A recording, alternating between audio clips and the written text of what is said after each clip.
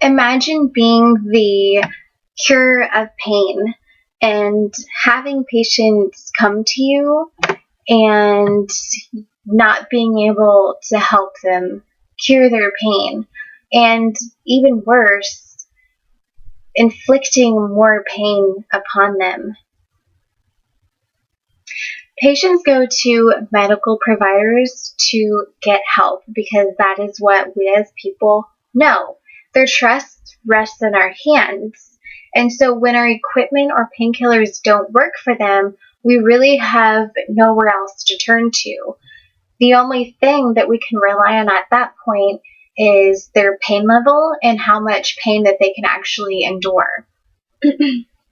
My name is Anna, and I am a dental tech in the National Guard. One of our patients that I had needed an extraction, and our local anesthetic that we had didn't work for her. So watching her endure all that pain and us not being able to do anything about it got me thinking about what was used for dentistry, way back before we have what we do right now. So today we'd like to share with you the evolution of local anesthetic in dentistry.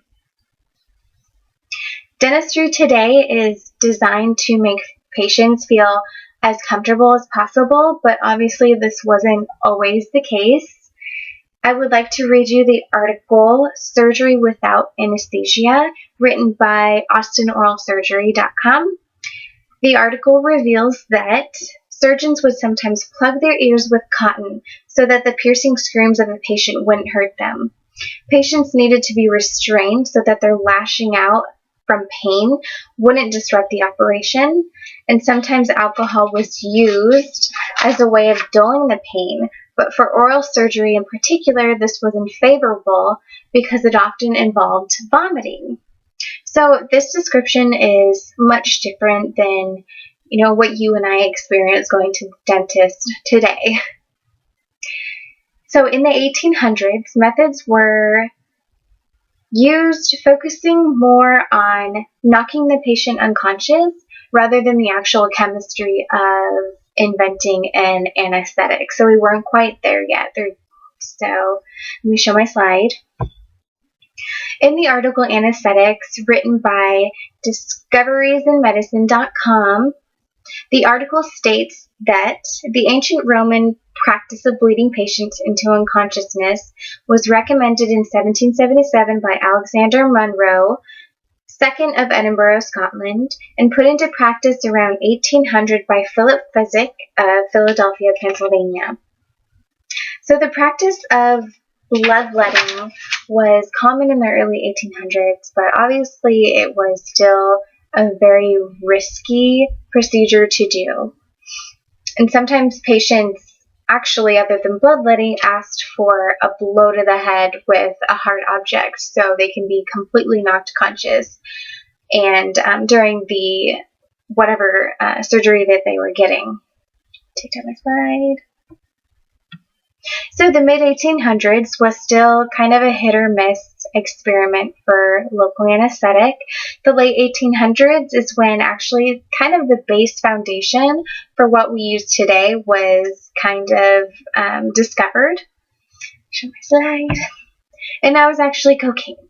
So cocaine injections were commonly used in the mid-1800s.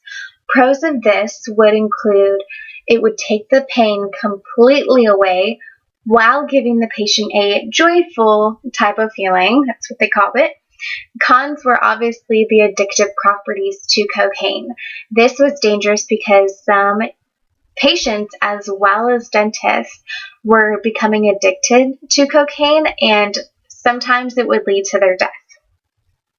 I would like to read you the article Cocaine in Dentistry by Nicholas Calcaterra.